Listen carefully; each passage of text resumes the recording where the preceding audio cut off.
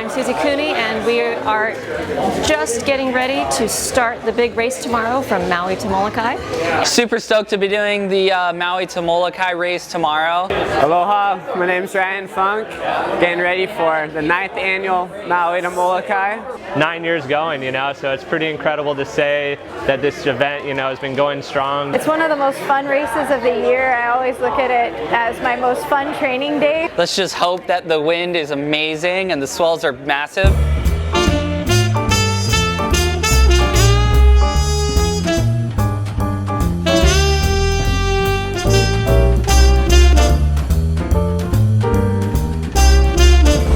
Morning from windy Honolulu Bay. It is the 9th annual M2M. Wind's been blowing all night, so their bombs are already stacked up out there, I'm sure. So let's go and check in down at the sign-in booth and see who's here, see who's there, and what's going on. All right, so we're down here now at Honolulu Bay, and this is a real bummer because, well, not being in Honolulu Bay is a bummer, but the bummer is that we have no phone reception down here. So there is no live broadcast, there is no Instagram stories. This is a cell phone dead zone. So I run into the one and only handsome bugger, organizer, founder, father of the 9th annual M2M. Just tell us real quick conditions today.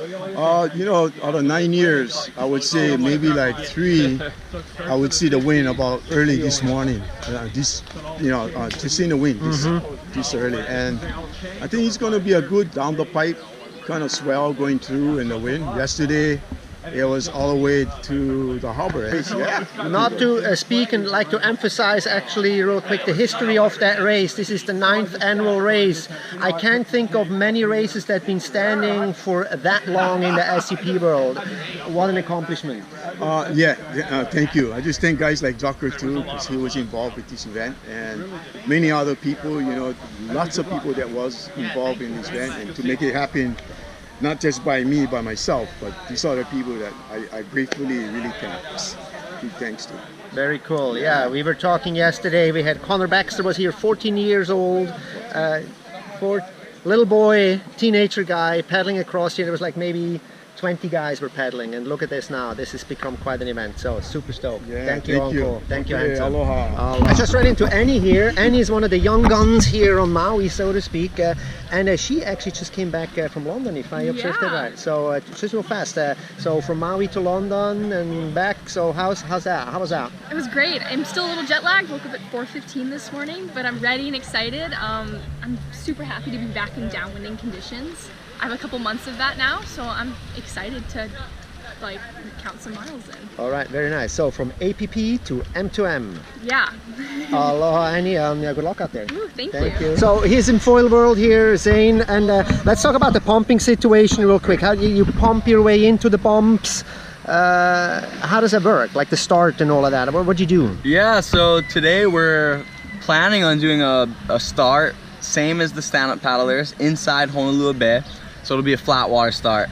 And with the hydrofoil, it takes a little more work to get it up flying in flat water, but we could do it. I mean, it's so cool how this sport is evolving, and you know, just this morning I jumped off my dad's boat, pumped all the way to the water in the flat bay, and you know, you can make it work, but it's tough work. The statement is probably true. Foiling is more about legs than arms. Oh yeah, I do a lot of biking and running. To keep up with that. All right, keep those legs straight. Thank you. Aloha, you guys. Enjoy the race. I'd like to say again, welcome to Honolulu Bay. This is a very special place and stuff like that.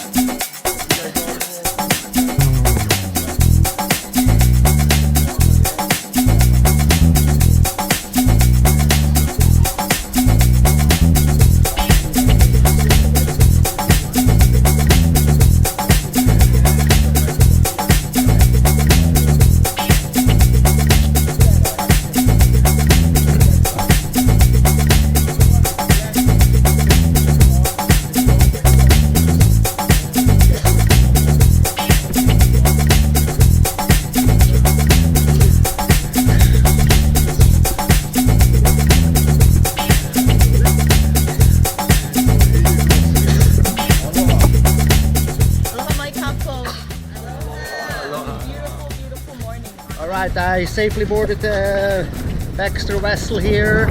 and the paddlers are out in the water now, getting ready for a sharp 9 o'clock start, followed by the foilers a half an hour later.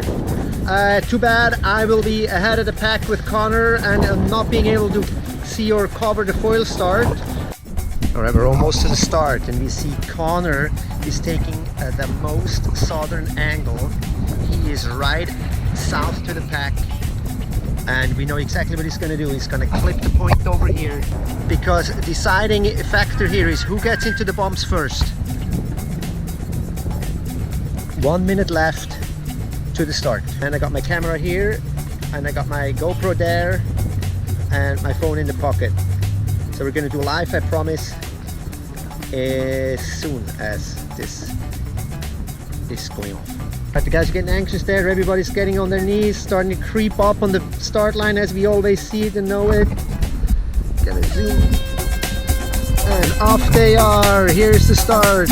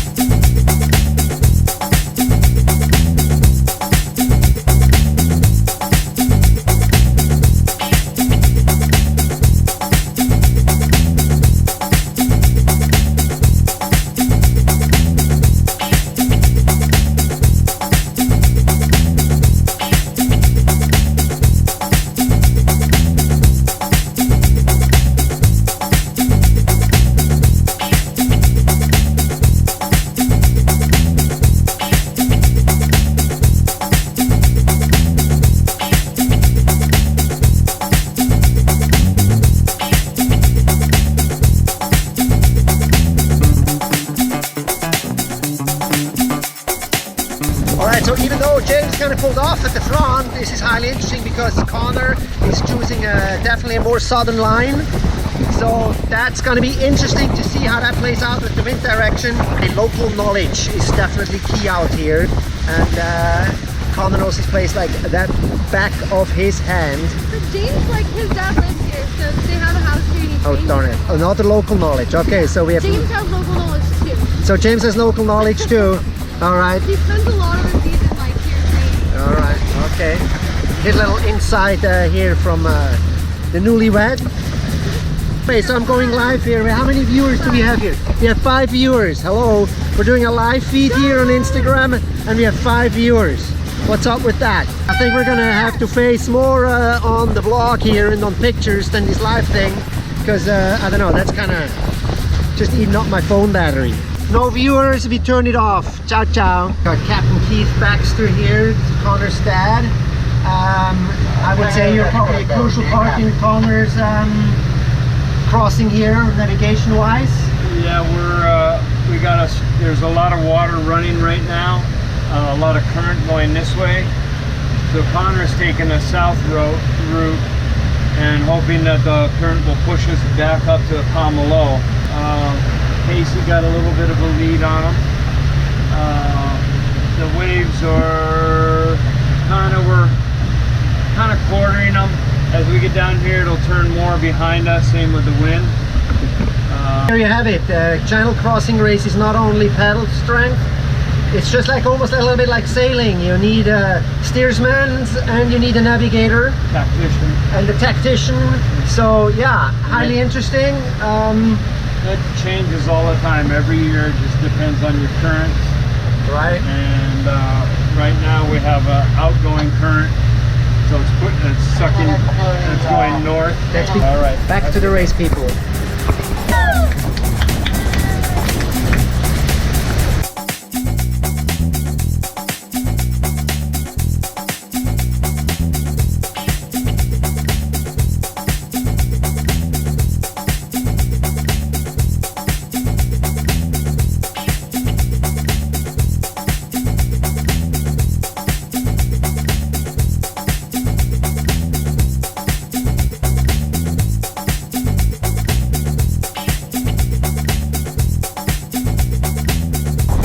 Maui2Molokai, conditions are epic.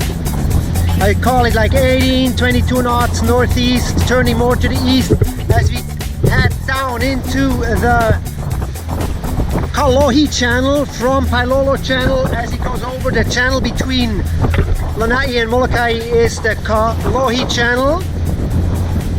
Bumps are running and exciting times here. Halfway through, just approaching the Kamalo corner here. And this race is far from over. This race is far, far from over.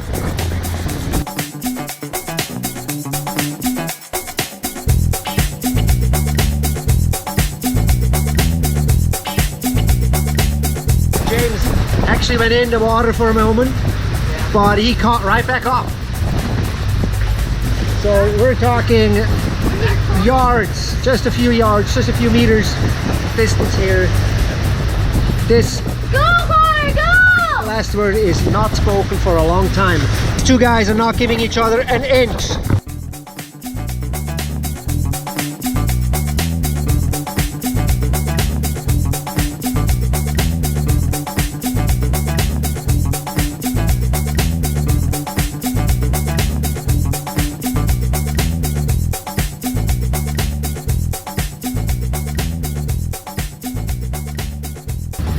On that 10-mile mark, something happened and I don't really know what, but Connor and James were so close to one another.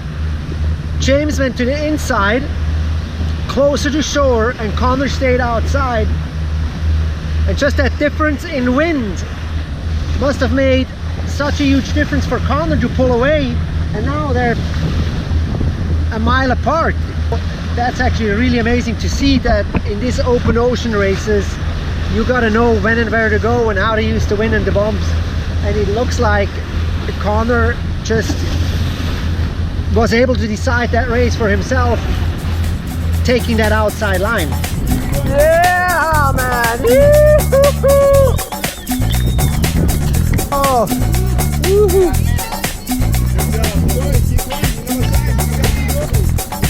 What a race, mate! What a race! Little with Connor here. Yeah, little Connor, you know, Connor's the king out here, so he's the benchmark. That's the closest I've ever been to him. Gaff, I thought I might have got him on the line, but then I was a little too far in. Gotcha. He knows the channel so well, he knows the finish, so it was cool to see his line. Usually you don't. But here. Alright, so the foilers are here. Kai, I think I heard you came in through the finish line first. Yeah, it was a fun run. Windy all the way to the end, and that was epic. I could see many more trips across the channel on the foil. Once you get in a good rhythm with the foil, it's just full steam ahead, and you're able to just go as long as your legs can last, and they can last 27 miles, no problem. I'm super stoked for you. Thank you, but you got us worried there for a moment, a little bit there with James. Was a force to be reckoned with. How was that? For sure, always. James, Travis, all those boys are always on the back of my mind, no matter who shows up the day up. But yeah, it was an incredible race. That beginning is always so tricky. It's always, you know, a lot of bump, what line to pick to drop down early or kind of crud across early. And yeah, definitely James had a nice little lead on me going into that first half of the race. But, you know, this is my kind of conditions, my race. And I stayed calm and put it in the bag once the bumps started getting better and better, and just held that little gap for about, you know, 30-40 seconds all the way to the finish.